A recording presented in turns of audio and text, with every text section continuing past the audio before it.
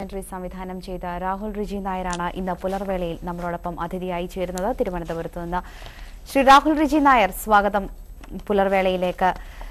പാകിസ്ഥാനിൽ നിന്നും ഇന്ത്യയിലെത്തിയ ഹിന്ദു അഭയാർത്ഥികളെ കുറിച്ചുള്ള ഡോക്യുമെന്ററി ഹ്യൂമൻ ബൗണ്ടറീസ് ഈ ഒരു പ്രമേയത്തിലേക്ക് എങ്ങനെയാണ് എത്തിച്ചേർന്നത്?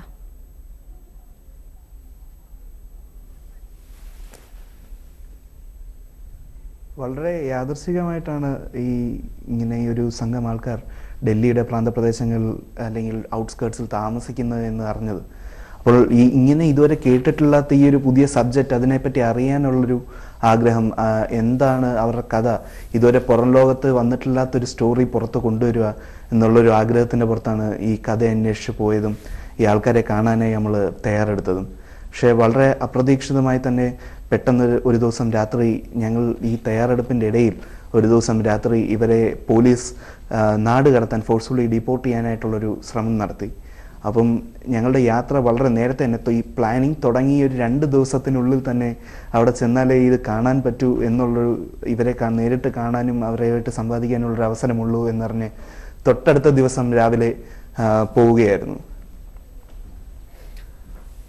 രാഹുൽ, ഇത് സാധാരണ അങ്ങനെ വരുന്ന ഒരു സബ്ജക്റ്റ് അല്ല നമ്മുടെ മുമ്പിലേക്ക്. ഈ അതിർത്തികളുമായി ബന്ധപ്പെട്ട സംസ്കാരത്തിൻ്റെ പ്രശ്നം, സാംസ്കാരിക വൈവിധ്യത്തിൻ്റെ പേരിലുള്ള സംഘർഷത്തിൻ്റെ പ്രശ്നം ഒക്കെ, അത് ആ രീതിയിൽ അതിനെ സമീപിക്കുമ്പോൾ ഒരുപാട് തരത്തിലുള്ള സെൻസിറ്റീവായിട്ടുള്ളൊരു വിഷയം കൂടിയാണിത്. ഈ പാകിസ്ഥാൻ ഇന്ത്യ എന്ന് പറയുന്ന വിഷയവും 2 രാജ്യങ്ങൾ, നമ്മൾ അയൽക്കാരായ രാജ്യങ്ങൾ, ഒരേ രാജ്യമായിരുന്ന് വിഭജിച്ചു പോയ രാജ്യങ്ങൾ, ഈ 2 രാജ്യങ്ങൾ തമ്മിലുള്ള പ്രശ്നത്തെ കൈകാര്യം ചെയ്യുമ്പോൾ അത് പ്രത്യേകിച്ചും സാമുദായികമായ വിഷയമാകുമ്പോൾ വളരെ സെൻസിറ്റീവായിട്ടുള്ള ഒരു വിഷയമാണത്. എങ്ങനെയാണ് രാഹുൽ അതിനെ നേരത്തെ തയ്യാറെടുത്തത്?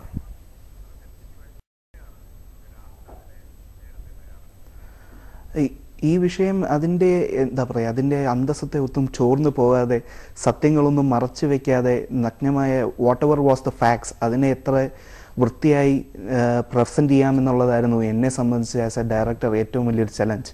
പിന്നെ ഈ ഡോക്യുമെൻ്ററി കണ്ടാൽ നിങ്ങൾക്കറിയാം, ഇതിൽ പൂർണ്ണമായും മനുഷ്യാവകാശ ലംഘനങ്ങളെ പറ്റി ഉള്ളൊരു ഡോക്യുമെൻ്ററിയാണ്. അല്ലാതെ മതത്തിൻ്റെ പേരിലോ വിഭജനത്തിൻ്റെ പേരിലോ മതൽക്കെട്ടുകളുടെ പേരിലോ കുറ്റപ്പെടുത്തലുകളോ പരസ്പരം പഴിചാരലുകളോ ഇല്ല. ഇതിൽ പൂർണ്ണമായും നിസ്സഹായരായ 150ഓളം വരുന്ന ആൾക്കാർ, 60ഓളം കുട്ടികൾ ഉള്ളൊരു ഗ്രൂപ്പ്, അവർ സഹായത്തിന് വേണ്ടി, കരുണയ്ക്ക് വേണ്ടി നമ്മളെ കാത്തു നിൽക്കുന്ന ഒരു കഥ.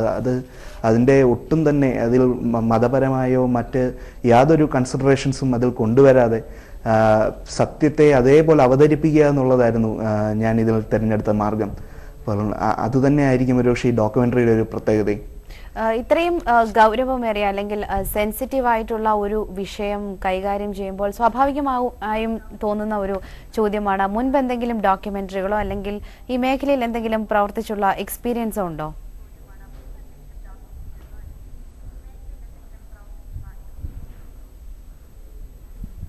ഇല്ല, മുൻ പരിചയങ്ങളൊന്നും തന്നെ ഇല്ല. ഇതിന് ഒരുപക്ഷെ ഈ ഡോക്യുമെൻ്ററിയുടെ പിന്നിൽ പ്രവർത്തിച്ച 99% അല്ല 100% ആൾക്കാരും ഈ മേഖലയിൽ തന്നെ പുതുമുഖങ്ങളാണ്. അവരുടെ ആദ്യത്തെ സംരംഭമാണ്. ഇതിൽ ഒരു ഫിലിം മേക്കിംഗ് ഇൻസ്റ്റിറ്റ്യൂട്ടിൽ നിന്നോ അങ്ങനത്തെ ഒരു കോഴ്സോ അല്ലാതെ ഒരു ഡോക്യുമെൻ്ററിയുടെ മുന്നേ ഒരു അസോസിയേറ്റ് ആയിട്ടോ ഒന്നും വർക്ക് ചെയ്തും യാതൊരു മുൻ പരിചയവും ഇതിൻ്റെ പിന്നിൽ പ്രവർത്തിച്ച ആർക്കും ഇല്ല എന്നുള്ളത് വളരെ അത്ഭുതകരമായൊരു വസ്തുതയാണ്. ഒരുപക്ഷെ അതുകൊണ്ടാവാം ഒരു പുതിയൊരു സമീപനം തന്നെ, ഒരു ഫ്രഷ് അപ്രോച്ച്, ഒരു ഫ്രഷ് പെർസ്പെക്റ്റീവ് ഇതിൽ കൊണ്ടുവരാൻ പറ്റി. സിനിമ എന്ന മാധ്യമത്തോടുള്ളൊരു പ്രണയം കൊണ്ട്, അല്ലെങ്കിൽ ആ മാധ്യമത്തെ ഉപയോഗിച്ചൊരു സോഷ്യൽ ചേഞ്ച് എങ്ങനെ ട്രിഗർ ചെയ്യാം എന്നുള്ളൊരു തോട്ട് പ്രോസസ് ഇതിൽ നിന്നാണ് ഈ ഡോക്യുമെൻ്ററിയുടെ തുടക്കം. അതിന് തയ്യാറായി മുന്നോട്ട് വന്ന ഒരു സംഘം ആൾക്കാർ, ഒരു പറ്റം സുഹൃത്തുക്കളുടെ അതിൽ ഭൂരിഭാഗം ആൾക്കാരും IT മേഖലയിൽ ജോലി ചെയ്യുന്നവരാണ്. ഞാൻ ഉൾപ്പെടെയുള്ളവരെല്ലാം IT മേഖലയിൽ ജോലി ചെയ്യുന്നവരാണ്. അപ്പം ഞങ്ങളുടെ തിരക്കേറിയ തൊഴിൽ സമയങ്ങൾക്ക് ശേഷം വളരെ കഷ്ടപ്പെട്ട് ഒരുപാട് ത്യാഗങ്ങൾ സഹിച്ച് ഈ കഥ ഇങ്ങനെ ഒരു ഡോക്യുമെൻ്ററി രൂപത്തിൽ പുറത്തു കൊണ്ടുവരുന്നത് ഞങ്ങളുടെ തന്നെ എല്ലാ ആൾക്കാരുടെയും തന്നെ ഇതിൽ പ്രവർത്തിച്ച എല്ലാ ആൾക്കാരും, ഒരുപക്ഷെ എഡിറ്റിംഗ് മാത്രമാവും പുതിയതായിട്ടില്ലാത്ത, നേരത്തെ മുൻപരിചയമുള്ളൊരു വ്യക്തി ചെയ്തിട്ടുള്ളത്. ബാക്കിയെല്ലാം തന്നെ പുതുമുഖങ്ങളാണ്. പുതുമുഖങ്ങളുടെ ഒരു സംരംഭമായി വേണം ഇതിനെ വിലയിരുത്താൻ എന്നാണ് ഞങ്ങളുടെ ഈ അപേക്ഷ. രാഹുൽ, ഈ പേര് തന്നെ വളരെ കൗതുകമുണ്ടാക്കുന്ന ഒരു പരിധി വരെ ചിന്തിക്കാൻ പ്രേരിപ്പിക്കുന്ന ഒരു പേരാണ് ഹ്യൂമൻ ബൗണ്ടറീസ്. ഹ്യൂമൻ ബൗണ്ടറീസ് എന്നതുകൊണ്ട് മനുഷ്യൻ സൃഷ്ടിച്ച അതിരുകൾ എന്നാണോ ഉദ്ദേശിക്കുന്നത്? ആ അതിരുകൾ ഇല്ലാതാവട്ടെ എന്നുള്ള സ്വപ്നമാണോ രാഹുൽ ഈ ഡോക്യുമെന്ററിയിലൂടെ പങ്കുവയ്ക്കാൻ ശ്രമിക്കുന്നത്?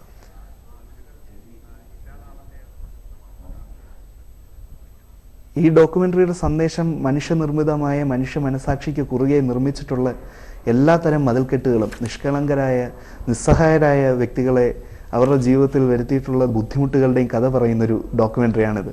അത്തരം നമ്മൾ മനുഷ്യനിർമ്മിതമായിട്ടുള്ള മതിൽക്കെട്ടുകൾ ഇല്ലാതാവട്ടെ എന്നുള്ള ഒരു പ്രാർത്ഥനയോടുകൂടിയാണ് ഈ ഡോക്യുമെന്ററിയുടെ സന്ദേശവും ഈ ഡോക്യുമെന്ററിയുടെ അവസാനവും. ഒരുപക്ഷെ ഇതൊരു നല്ല സമയമായിരിക്കാം നമുക്കിങ്ങനെ തിരിഞ്ഞു നോക്കുമ്പോൾ ഒരു സാങ്കല്പികമായ ഒരു രേഖയിലൂടെ വിഭജിക്കപ്പെട്ട രണ്ട് രാജ്യങ്ങൾ തമ്മിൽ ഉണ്ടാകുന്ന ഇത്രയധികം പ്രശ്നങ്ങൾ, ആ പ്രശ്നങ്ങൾക്കിടയിൽ പെട്ടുപോകുന്ന നിസ്സഹായരായ ആൾക്കാരുടെ ജീവിതം, അപ്പം ഇതിനെപ്പറ്റിയൊക്കെ നമുക്ക് തിരിച്ചൊന്ന് റിഫ്ലക്റ്റ് ചെയ്യാനും ഒന്ന് കോണ്ടംപ്ലേറ്റ് ചെയ്യാനും ഒക്കെ പറ്റുന്ന ഒരവസരമായിട്ടാണ് ഞാൻ ഇതിനെ കണക്കാക്കിയത്. അതുകൊണ്ട് തന്നെ ഈ ഡോക്യുമെന്ററി ദേശവും പേരും വളരെ ഉചിതമാണെന്നാണ് എൻ്റെ ഒരു വിശ്വാസം. ഹ്യൂമൻ ബൗണ്ടറീസ് എന്ന് പറഞ്ഞാൽ മനുഷ്യനിർമ്മിതമായ മതിൽക്കെട്ടുകൾ ഒരുപക്ഷെ മനുഷ്യ മനസാക്ഷിയെ ഇനിയും വിഭജിക്കാതിരിക്കട്ടെ എന്ന പ്രാർത്ഥനയോടെയാണ് ഈ ഡോക്യുമെന്ററി ഞങ്ങൾ സമൂഹത്തിന് മുന്നിൽ സമർപ്പിക്കുന്നത്. നല്ല സ്വപ്നങ്ങൾ തന്നെ രാഹുൽ. ഈ ഡോക്യുമെന്ററിക്ക് പുറത്തുനിന്ന് ചോദിച്ചാൽ ഇപ്പോൾ ഈ ഡോക്യുമെന്ററിക്ക് വിഷയമായ 151 പാകിസ്ഥാനി ഹിന്ദുക്കൾ അവിടെ ഉണ്ട് എന്നാണ് രാഹുൽ പറഞ്ഞത്. അവരുടെ ഇപ്പോഴത്തെ സ്ഥിതി എന്താണ്?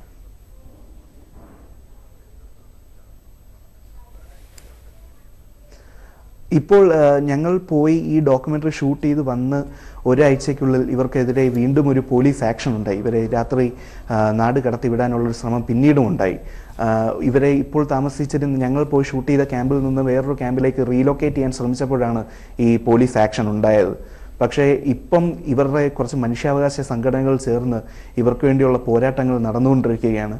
അവർ ഡൽഹി കോടതിയെ സമീപിച്ച് ഇവരുടെ കാര്യത്തിൽ ഇവർക്ക് അഭയാർത്ഥികളായി ഇവിടെ സ്ഥാനം നൽകണമെന്നും അഭയം നൽകണമെന്നും സമർപ്പിച്ചൊരു കേസ് കൊടുത്തിട്ടുണ്ട്. ആ കേസിൽ ഇപ്പോൾ വാദം കേട്ടുകൊണ്ടിരിക്കുകയാണ്.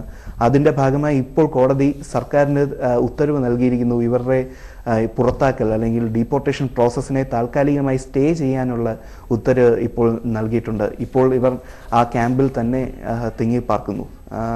ഇന്ന് ഒരുപക്ഷെ ഞങ്ങളുടെ ഡോക്യുമെൻ്ററി ഇന്ത്യയുടെ പല ഭാഗത്തും സ്ക്രീൻ ചെയ്യപ്പെട്ടതിന് ശേഷം പല സംഘടനകൾ, മനുഷ്യാവകാശ സംഘടനകൾ പലരും മുന്നോട്ട് വന്ന് ഇവരുടെ ഇതിന് ഒരു പ്രശ്ന പരിഹാരത്തിന് വേണ്ടി ശ്രമിക്കുന്നു എന്ന് പലരും വിളിച്ചറിയിക്കാറുണ്ട്. ഒരുപാട് സഹായം ഇവർക്ക് ധനസഹായമായിട്ടും ഭക്ഷണത്തിനുള്ള സഹായമായിട്ടുമൊക്കെ പല സഹായം ചെയ്യാൻ ആൾക്കാർക്ക് ഇതൊരു വലിയ മോട്ടിവേഷനായി എന്ന് പറഞ്ഞ് കുറച്ചധികം ആൾക്കാർ ഇവിടെ വിളിക്കുന്നുണ്ട്. അങ്ങനെ ഈ ഡോക്യുമെൻ്ററി കൂടുതൽ ഇവരുടെ ജീവിതത്തിൽ ഒരു പോസിറ്റീവായിട്ടൊരു മാറ്റം വരുത്താൻ, അല്ലെങ്കിൽ ഇവർക്കൊരു കൈസഹായമാവുന്നതിന് കൈസഹായമായി എന്നറിഞ്ഞതിൽ വളരെ സന്തോഷം തോന്നുന്നു. തീർച്ചയായും വളരെ വലിയ കാര്യമാണ് രാഹുൽ. ഈ അഭയാർത്ഥികളുടെ പ്രശ്നം അതൊരു യൂണിവേഴ്സൽ ആയിട്ടുള്ള പ്രശ്നമാണ്. ഇത് ഇന്ത്യയിൽ മാത്രമല്ല, ഇന്ത്യയിലും പാകിസ്ഥാനിലും ധാരാളമായി ഉണ്ടായിട്ടുള്ള പ്രശ്നമാണ്. ഈ വിഭജനവുമായി ബന്ധപ്പെട്ട് ഇന്ത്യയും പാകിസ്ഥാനും നേരിട്ട ഏറ്റവും വലിയ പ്രശ്നം തന്നെ അഭയാർത്ഥികളുടെ പ്രശ്നമായിരുന്നു. ലോക ചരിത്രത്തിനോടൊപ്പം തന്നെ ഏറ്റവും വേദനിപ്പിക്കുന്ന ഭൂമി നഷ്ടപ്പെട്ടവരുടെ, സ്വന്തം ബന്ധങ്ങൾ നഷ്ടപ്പെട്ടവരുടെ, അച്ഛനെ നഷ്ടപ്പെട്ട മക്കളെ നഷ്ടപ്പെട്ട അമ്മമാരുടെയൊക്കെ വേദനയുടെ കഥയാണ് എപ്പോഴും അഭയാർത്ഥികളുടെ കഥ. പലതരത്തിൽ അത് ചർച്ച ചെയ്യപ്പെട്ടിട്ടുണ്ട്. പക്ഷെ അതിൻ്റെ ഏറ്റവും പുതിയ ഒരു മുഖം, നമുക്ക് പലതരത്തിലും ചിന്തിപ്പിക്കാൻ പ്രേരിപ്പിക്കുന്ന ഒരു മുഖം കൂടിയാണ് രാഹുൽ റിജി നായർ ഹ്യൂമൻ ബൗണ്ടറീസ് എന്ന ഡോക്യുമെൻ്ററിയിലൂടെ പങ്കുവയ്ക്കുന്നത്. വളരെ നന്ദി രാഹുൽ പുലർവേളയിൽ പങ്കെടുത്തതിന്.